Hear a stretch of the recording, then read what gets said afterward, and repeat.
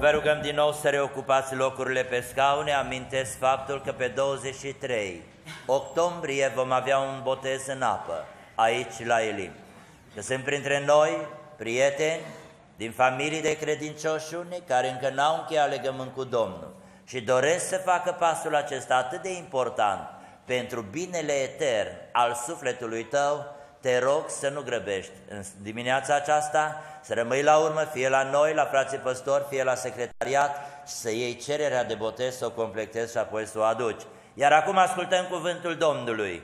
Fântâna cu ape vii este Iisus și El va fi predicat de către fratele păstor și Domnul să-i dea cuvânt și putere în slujire. Amin. Aș dori ca Dumnezeu să binecuvinteze întreaga adunare.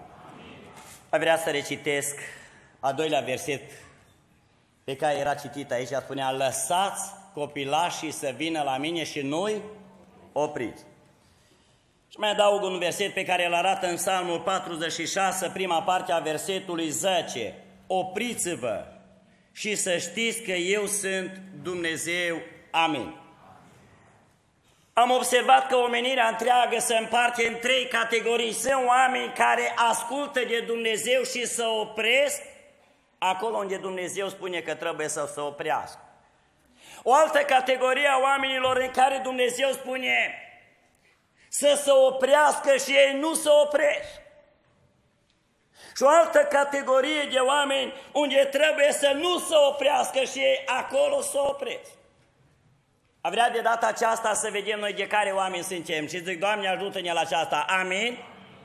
Arată cuvântul lui Dumnezeu, dacă mergem în Psalmul 122, psalmistul David spune: mă bucur când mi se zice haidem la casa Domnului, picioarele mi se opresc în porțile tale, Ierusalime. Ierusalime, tu ești zidit ca o cetate făcută dintr-o bucată, ca acolo să suie semințele Domnului după legea lui Israel, ca să laude numele Domnului. Mărit să fie numele Domnului.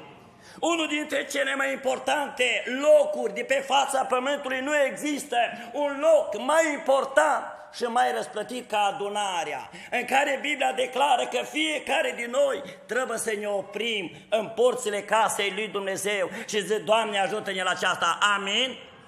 Datorită faptului că și aici Dumnezeu ne vorbește. Aici Dumnezeu trezește pe cel care doarme în păcat.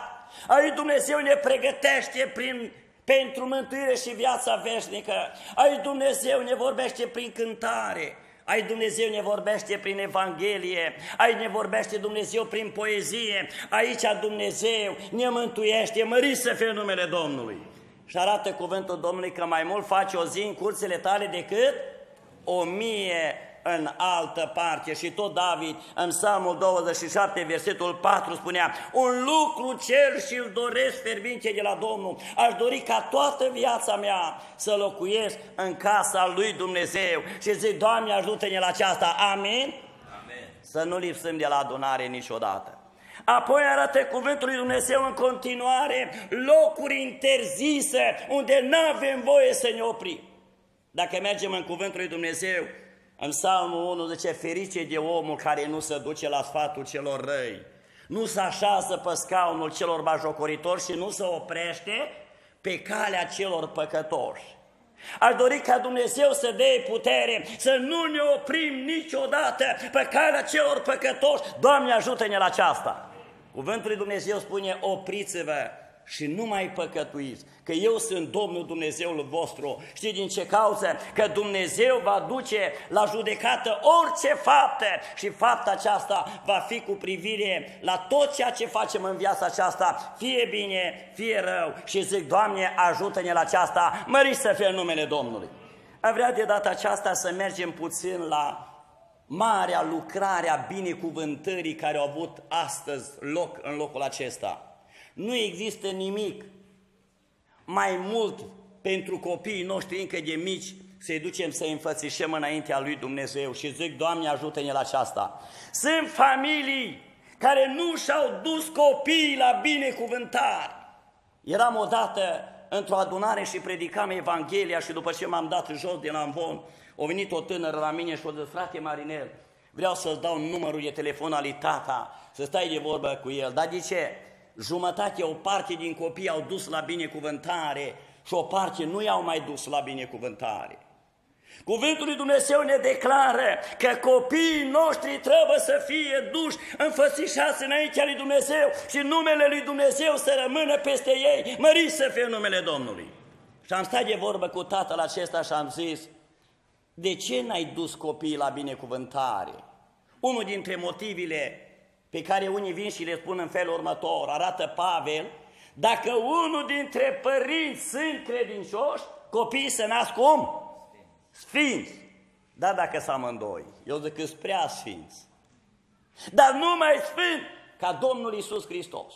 Fecioara Maria avea atâția motivații în care să nu ducă copiii la templu, la binecuvântare, adică pe Iisus, să spună, măi, copilul acesta a fost născut prin preumbrirea Duhului Sfânt. Ar fi putut să spune, uite ce, Iosif era un om neprihănit, că așa arată Biblia. Când a simțit că este însărcinată, când a văzut că este însărcinată Fecioara Maria, fiindcă era un om neprihănit, o vrut să o lește pe deascuns, dar Duhul lui Dumnezeu a venit și a spus, nu te teme, să o iei pe Maria la tine, de ce? Ceea ce s-a zămăzlit în pântecele este de la Duhul Sfânt. Putea să spună, dacă Iosif este un om neprihănit, binecuvântarea să o facă Iosif acasă, să nu mai ducem la templu, să nu mai mergem la biserică cu el. Sunt oameni cu pretenții diferite care spune, măi, am copii, dar să vină păstorul acasă să-l binecuvinteze. Eu nu duc la adunare, eu nu duc la templu. Dar cuvântul lui Dumnezeu ne declară, atunci când s-au împlinit zilele curăției după legea lui Moise, atâta mama, Fecioara Maria, cât și Iosif au luat pruncul și l-au dus la templu să fie închinat înaintea Domnului. Și Biblia declară că acolo era un om cu frica lui Dumnezeu, Simeon. L-a luat în brață, mai întâi a binecuvântat pe Dumnezeu și apoi a binecuvântat și pe părinți și pe copil. Și zice, Doamne, lasă binecuvântarea peste familiile noastre, mărit să fie numele Domnului.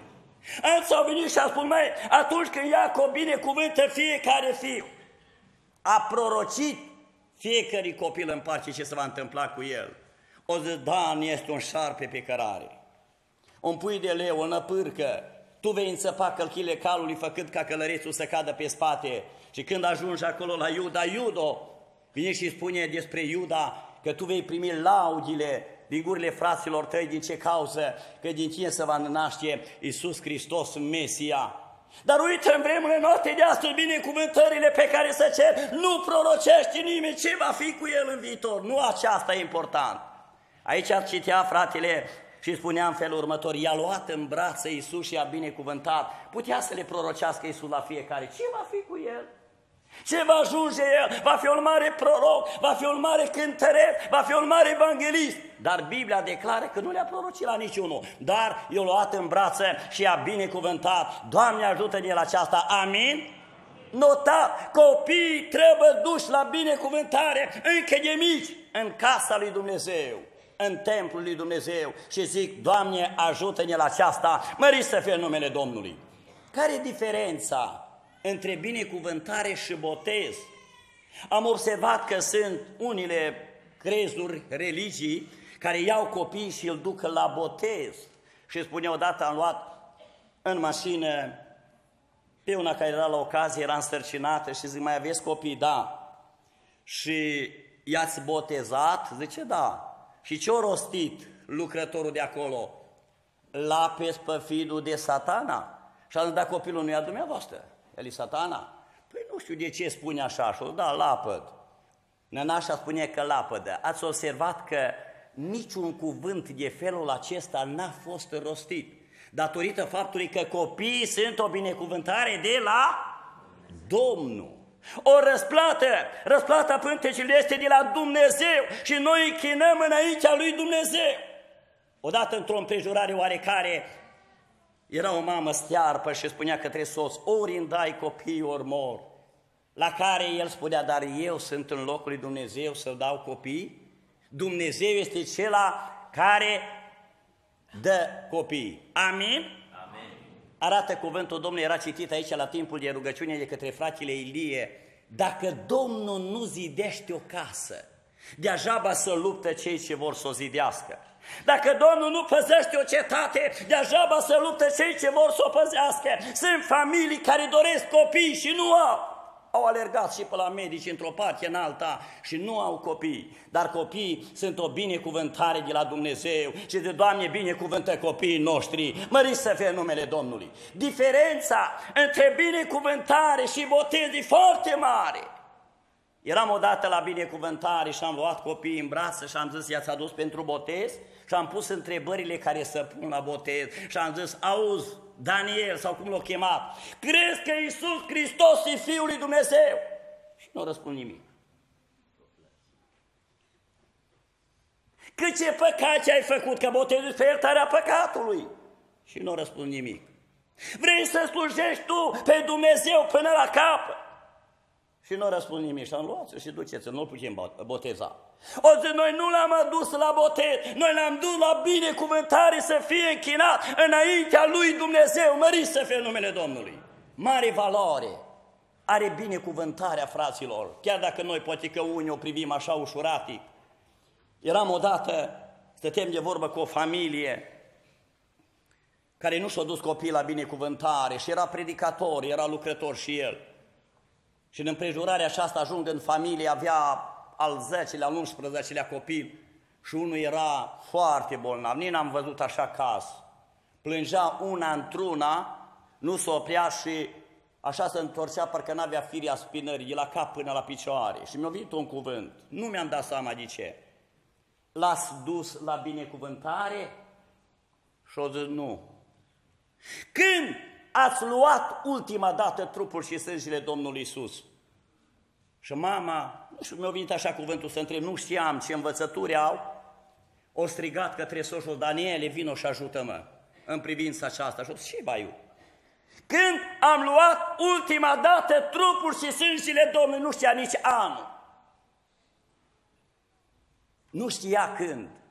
Știți că Domnul Iisus a venit și ne arată în Ioan capitolul 6, versetul 53 și 54 și 55. Iisus a zis, adevărat, adevărat, vă spun că cine nu mănâncă trupul Fiul omului și nu bea sângele lui, n-are viața în însuși, dar cine mănâncă trupul meu și bea sângele, are viața veșnică și eu îl voi învia în ziua de apoi. Știi din ce cauză?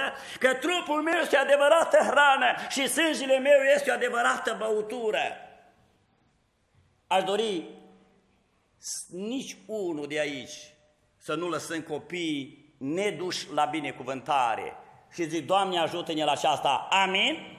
Aminteam, fraților, că e mare diferență între binecuvântare și botez. Cuvântul lui Dumnezeu ne arată despre nașterea din nou, ne arată despre botezul în apă, că nu este pentru cei mici. N-ați observat? N-am văzut aici nicio vană cu apă. N-am văzut nimeni să stropească cu apă. Nimeni n-a spus dacă l-apezi pe finul de Satana sau nu. Nimeni, de ce? Noi facem atâta când ne-au învățat Scripturile, să-L ducem înaintea lui Dumnezeu, să-L înfățișăm înaintea Domnului, ca Dumnezeu să-L apere de boli, de lucrurile pe care noi nu știm și nu putem să-i apărăm. Îi închinăm înaintea Domnului.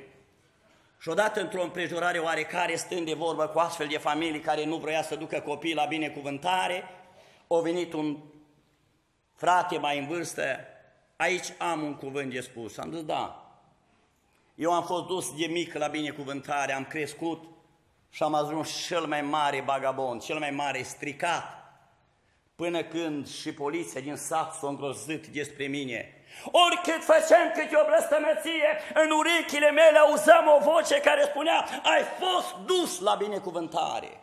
Nu-mi plăcea cuvântul acesta, mă luptam să nu mai aud, mă luptam să scap de el și n-am scăpat, m-a urmărit vreo 3-40 de ani. După 40 și ceva de ani, m-a învins cuvântul acesta și am mers și am încheiat legământ cu Dumnezeu. Și o binecuvântarea are mare valoare înaintea lui Dumnezeu, că nu l-a lăsat să moară în păcat. Doamne, ajută-ne la aceasta. Amin. Vreau să mergem, care e diferența între botez? Cuvântul lui Dumnezeu ne arată în Faptele Apostolilor, capitolul 17, versetul 30 și 31, că Dumnezeu nu ține seamă de vremurile de neștiință în care omul a trăit în păcat și poruncește acum tuturor oameni pe tutinde să se pocăiască. E porunca lui Dumnezeu. Dar de ce trebuie oamenii să se pocăiască? Dar nu după ce moare omul. Trebuie să se pocăiască. Am văzut unii slujbași care spune, după ce omul moare, cheamă-mă, Mântuitorule, ca pe o oaie rătăcită și arată mușa raiului prin pocăință, după ce a murit. Până o trăi, o zis, măi, pocăiți, rătăcit, să rămâi în legea noastră strămoșească, să rămâi ea. Și după ce moare, face pe el oaie rătăcită. Și se rece ușa raiului prin pocăință, că nici nu mai vede, nici nu mai aude. Noi nu chemăm la pocăință oameni pe cei decedați după ce ei mor. Noi chemăm pe cei vii care încă pot să se recunoască, să se mărturisească, să încheie legământ cu Dumnezeu. Și zic, Doamne, ajută-ne la aceasta, mărit să fie numele Domnului. Știi de ce trebuie să ne pocăim? Versetul 31 din Faptele Apostolului 17 spune așa: pentru că Dumnezeu a rânduit o zi în care va judeca lumea după dreptate prin omul pe care l-a rânduit pentru aceasta și despre care a dat tuturor oamenilor o dovadă netăgăduită prin faptul că l-a înviat din mort. Păi dacă Dumnezeu poruncește ca omul să se pocăiască, dacă Dumnezeu spune că El aruncă în marea uitării toate faptele rele, indiferent ce am făcut, și Dumnezeu îl primește fără să-l pedepsească, fără să plătească, oare din ce cauză omenirea nu se întoarce la Domnul să vină la pocăință? În primul rând, este o categorie de oameni care nu se văd păcătoși și vinovați. Măi, m-aș pocăi, dar eu n-am făcut niciun păcat, n-am spart casa nimănui, n-am dat foc la casa nimănui, eu cu alte cuvinte nu-s vinovat cu nimic. Odată, în marginea unui râu era un botez în apă, toți erau îmbrăcați în alb, ăia cântau și era un pescar acolo, un pic cam sub influența alcoolului, o venit la păstor și o zis, au, știi ce? Botează-mă și pe mine. Și a început să plângă. Botează-mă și pe mine, botează-mă. Unii dintre frați spunea, încă o rog, botează-l. Dar păstorul, inspirat de Duhul lui Dumnezeu, zice, băi, ăsta e sub influența alcoolului, când se va trezi, va spune, băi, pocăiți, mă duc de mici, am fost beat, m-am botezat, dar nu că eu vreau să mă pocăiesc. Dar și ce a spus? Trebuie să dai un examen. O zic, da. Trebuie să dai răspuns la o întrebare. Da, puneți întrebarea. Ești păcătos? Eu păcătos, eu nu sunt păcătos. Păi nu ce putem boteza. Că noi botezăm oameni păcătoși prin iertarea păcatului. Asta are mare valoare. Odată cineva spunea, dar eu mă pocăiesc în legea mea. Îți pocăit în legea mea. Și am dus să aud, dar o striga cineva după dumneatale pocăită. Că nu o strigat. Și de ce? Că nu ești. Nu strigă nimeni, bețivule, dacă nu mă vede beat. Nu strigă nimeni după mine, hoțule, dacă nu a văzut că am luat ce nu este al meu. Ei, nu strigă nimeni după tine, pocăitule, atâta timp cât nu ești pocăit. Și vrea să mergem în cuvântul lui Dumnezeu să vedeți că botezul în apă, prin nașterea din nou, este mai întâi spre pocăință. Arată cuvântul lui Dumnezeu în Matei, capitolul 3, vine și spune că Ioan Botezătorul a ieșit la râul Iordan și locuitorii din împrejurul Ierusalimului, din Samaria, din toate împrejurimile a Iordanului, au venit la Ioan să fie botezat și, mărturisindu-și păcatele, erau botezați în râul Iordan. Copiii mici nu pot mărturisi păcate. De fapt, slujba de astăzi nu-i pentru ei. Pentru ei a fost doar o singură rugăciune să închinăm înaintea Domnului. Și arată versetul de 3 cu 11, spunea Ioan Botezătorul, eu vă botez cu apă spre pocăință. Dar vine unul care este mai mare decât mine, eu nu sunt vrednic să-i duc cureaua încălțăminte, să-i desfac cureaua încălțămintei, acela vă va boteza cu ce? Cu Duh Sfânt și cu foc. Botezul în apă mai întâi este spre pocăință. Al doilea, botezul în apă este spre iertarea păcatului. Nu se iartă păcatul oricând ne-am spovedit și ne-am mărturisit până nu încheiem legământ cu Dumnezeu. În Faptele Apostol, capitolul 2, versetul 37 arată cei dintâi creștini. După ce au auzit aceste cuvinte, au rămas străpuși în inimă și au zis lui Petru și celorlalți apostoli, fraților, ce să facem? Pocăiți-vă, le-a zis Petru, și fiecare din voi să fie botezat în numele lui Iisus Hristos spre iertarea păcatului. Apoi veți primi darul Sfântului Duh, că făcăduiți aceasta pentru voi, pentru copiii voștri și pentru oricât de mare număr îi chema. Mărturisa, îndemna și zicea, mântuiți-vă din mijlocul acestui neam ticălos. Și cei ce au primit propovăduirea s-au botezat Și la numărul ucenicilor, la familia lui Dumnezeu, s-au adăugat aproape 3000 de suflete. Doamne ajută-ne la aceasta, amin? Dacă sunt persoane care n-au încheiat legământ cu Domnul, să se grăbească. Apoi arată cuvântul lui Dumnezeu că nașterea din nou, prin botezul din apă și din Duh, este, fraților, pentru mântuire. Nu căpătăm mântuirea dacă noi nu încheiem legământ cu Dumnezeu și nu avem o naștere din nou reală. Arată cuvântul Domnului în 1 Petru, capitolul 3, versetul 21. Icoana aceasta închipuitoare vă mântuiește pe voi. Și anume, botezul, care nu e o curățire de întinăciunile trupești, mărturia unui cuget curat înaintea lui Dumnezeu. Și zice, Doamne ajută-ne la aceasta, amin? Am observat oameni care se mai botează odată. Biblia spune o singură credință, un singur Domn și un singur botez, Efeseni 4:5. Și Biblia declară mărturia unui singur cuget curat și zic, Doamne ajută-ne la aceasta. Nota, o clasă, o categorie din oameni nu se întoarce la Dumnezeu că nu se văd vinovați și păcătoși, chiar dacă n-ai fi. Domnul Iisus Hristos, arată Biblia, comerț la Ioan Botezătorul și când Ioan Botezătorul a văzut, a zis, eu am trebuință de tine și tu vii la mine ca eu să te botez, o las să împlinim tot ceea ce este, ceea ce a poruncit Dumnezeu. Și Iisus Hristos, Fiul lui Dumnezeu, a fost botezat deși nu avea niciun păcat. A doua categorie de oameni care nu încheie legământ cu Dumnezeu și nu se botează, că nu cred. Băi, eu m-aș pocăi, m-aș boteza, dar eu nu cred. Biblia spune că fără credință, cu neputință să fie plăcut Domnului. Arată cuvântul Domnului că într-o împrejurare oarecare prin faptele apostolilor, parcă vine și spune că mergea famenul care a venit să se închine la Ierusalim în carul lui și Dumnezeu stă de vorbă cu Filip și îi spune, du-te și ajungi, aleargă și ajunge carul. Și o mers și a alergat și a ajuns carul și când a urcat în car, înțelegi tu tot ceea ce citește. Pe cum să pot înțelege dacă n-a fi cine să mă povățuiască? Despre cine îți vorbește procul, despre el sau despre un altul? Și începe Filip să-i predice Evanghelia pe Domnul nostru Iisus Hristos, Mântuitorul, fiindcă atât de mult a iubit Dumnezeu lumea, o dat pe singurul lui Fiu, ca oricine crede în El să nu piară, să aibă viața veșnică. Au dat peste o apă și au spus, uite apa, ce mă împiedică ca să fiu botezat? Și ce a spus Filip? Dacă crezi, se poate, dacă nu. Cred că Hristos este Fiul lui Dumnezeu. S-au coborât amândoi în apă și au fost botezați și Biblia spune că pe Filip l-a răpit Domnul, dar el s-a întors acasă plin de bucurie. Doamne ajută-ne, amin? Al treilea rând, sunt oameni care cred că există judecată, cred că există Dumnezeu, cred că Biblia este adevărată, cred că trebuie să se pocăiască. Am observat oameni care spun, eu știu că trebuie să mă pocăiesc, că Dumnezeu am citit în Biblie, în Evanghelie, El poruncește tuturor oameni pe tutine să se pocăiască, dar eu nu mă pocăiesc.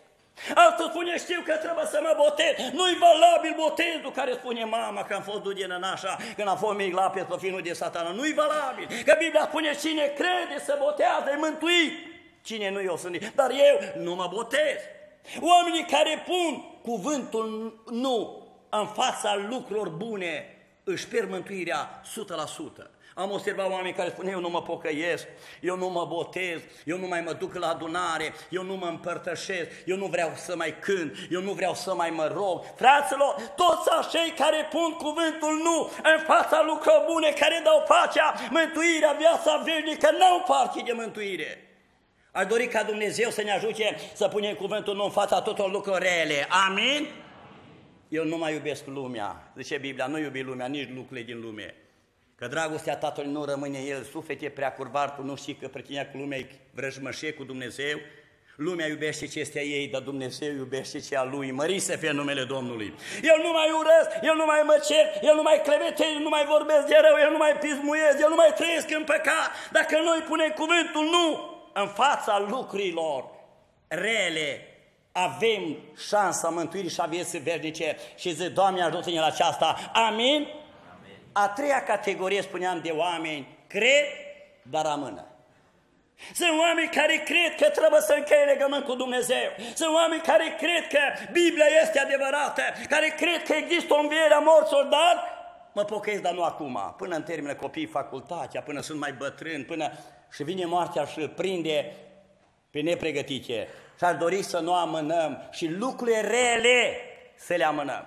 Mă cert, dar nu acum, de altă dată. Am să mânie, nu de data aceasta, de altă dată. Lucrurile rele să le amânăm. Iar cele bune să ne grăbim, să le aducem, că ziua de mâine nu știm a cui este și zi, Doamne ajută-ne la aceasta. Amin? Amin. Și ar vrea să amintesc ce trebuie făcut să facem parte din familia lui Dumnezeu, cu care o să mă apropii de încheiere. Ca să fiu un fiu sau o fiică a lui Dumnezeu, Biblia vine și mi-arată ce trebuie făcut ca să fiu fiu și fiica lui Dumnezeu. Și aș dori ca Dumnezeu să facă ca toți care suntem aici să facem parte din familia lui Dumnezeu, să fim fii și fiice a lui Dumnezeu și zic, Doamne ajută-ne la aceasta. Amin? Arată cuvântul Domnului Marcu, capitolul 2, versetul 5. Domnul Iisus era înmulțit de mulțime și acolo era un slăbănoc purtat de 4 inși care vroia să-l aducă la Domnul Iisus să se atingă de el, să-l vindece și n-au putut să străbate, așa glumerați era. Biblia declară că au desfăcut acoperișul și prin frânghii l-au coborât în mijlocul unde era Iisus. Iisus când le-a văzut credința, o zi, fiule, păcatele tale sunt iertate, măriți să fie numele Domnului. Mai întâi, Dumnezeu ne-a iertat păcatul. Fii și fiicele lui Dumnezeu sunt cei care nu mai trăiesc în păcat. Dumnezeu ne-a iertat mai întâi păcatul. Doamne ajută-ne la aceasta. Amin. Ca să fiu un fiu sau o fiică a lui Dumnezeu, nu mai trebuie să trăim în păcat. Cine e născut din Dumnezeu, acela nu mai păcătuiește. Iar cine păcătuiește nu e născut din Dumnezeu, de la diavolul. Nici cine nu iubește pe frați, arată Biblia. Ar vrea să mergem în al doilea rând. Ca să fiu un fiu sau o fiică a lui Dumnezeu, fraților, nu se poate fără credință cu neputință să fii plăcut Domnului. Arată cuvântul Domnului Marcu, capitolul 5, versetul 34, Iisus era îmbulzit iarăși de mulțime și era o femeie bolnavă de 12 ani. Și ea au crezut că dacă s-a atins, au mers pe la doctor, toată cheltuiala lui, doctorii n-a văzut nimic, nu s-a făcut bine și au mers acolo, dacă mă atinge poala hainei, mă vindec. Și au venit prin mulțime, s-a atins de poala Domnului Iisus și Biblia declară că izvorul de sânge o secat, s-a oprit și a fost vindecată pe loc. Iisus s-a uitat în jur și a zis, cine s-a atins de mine? Ucenicii au zis, învățătorule, mai întreb cine s-a atins de tine când ești îmbulzit de mulțime. Nu, de mine s-a atins cineva, că de mine a ieșit o putere, era puterea de vindecare, mărit să fie numele Domnului. Femeia tremurând s-a apropiat să-i spună ce le întâmplase și Iisus i-a zis, fiică, credința ta te-a mântuit. Ca să fiu un fiu sau o fiică a lui Dumnezeu, trebuie să avem credință și credința fără fapte e moartă, ca trupul fără duh. Doamne ajută-ne să avem fapte și atunci vom avea și credință. Amin? Ca să fiu un fiu sau o fiică a lui Dumnezeu, că Dumnezeu vine să-și iei familia, Biblia declară, trebuie să fim oameni ai păcii. Căutați cu toți pacea și sfințirea fără care nimeni nu va vedea pe Dumnezeu. În Matei, capitolul 5, versetul 9, arată cuvântul lui Dumnezeu, acolo vine și spune, ferice de cei împăciuitori, că ei vor fi chemați cum? Fiii lui Dumnezeu. Ăștia sunt fiii lui Dumnezeu, fraților.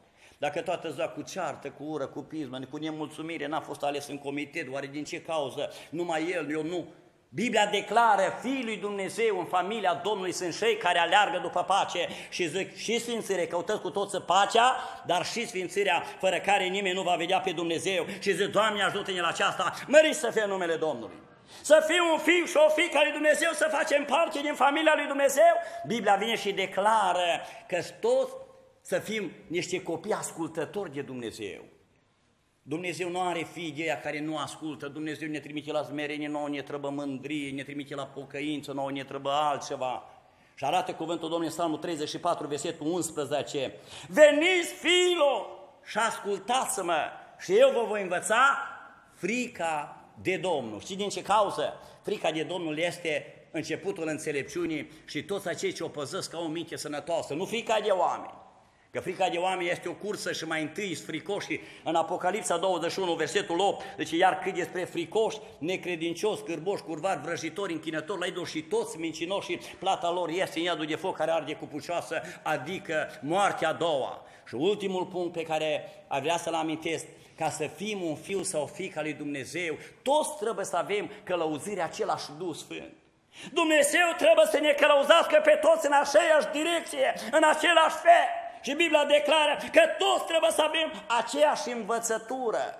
Atunci se împarce poporul când unul predică într-un fel și altul în alt fel. Unul spune asta e păcat, ăla spune nu e păcat, atunci imediat poporul se împarte. Cuvântul lui Dumnezeu ne arată în Romani, capitolul 8, versetul 14, că toți cei ce sunt călăuziți de Duhul lui Dumnezeu sunt fiii lui Dumnezeu.